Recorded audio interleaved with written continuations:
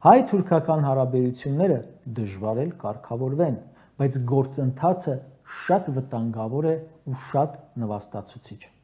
Այն, որ նույն օրը երկու միջոցառում կար Ռուսաստանի Դաշնությունում ու Թուրքիայում, ու Հայաստանի արտաքին գործերի նախարարը նախընտրեց Թուրքիան, ևս մեկ ապացույց է, որ սրանք Հայաստանում ռուսական ազդեցությունը փոխում են թուրքականով։ Ինքնիշխանության մասին մոռացեք։ Թե ինչ կարելի է սպասել թուրքական ազդեցության մեծացումից, վերլուծություններ անելու փոխարեն կարելի է հիշել մեր պատմությունը նախկինում և Սիրիայի պատմությունը հիմա։ Հայաստանի իշխանությունը թրքամետ է։ Սրանք Թուրքիային էլ, Ադրբեջանին էլ իրենց ինքնամոռաց տրվելը բացատրում են լավ ապրելու հեռանկարով։ Ինչքան լավ ապրեցիք Արցախը հանձնելուց, այնքան էլ լավ կապրեք Թուրքիայի հետ բարեկամությունից։ Քպական պատգամավորը ասում է.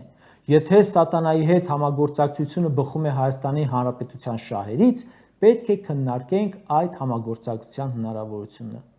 Այո, սատանայի հետ գուցե կարող է, բայց թուրքերի հետ ոչ։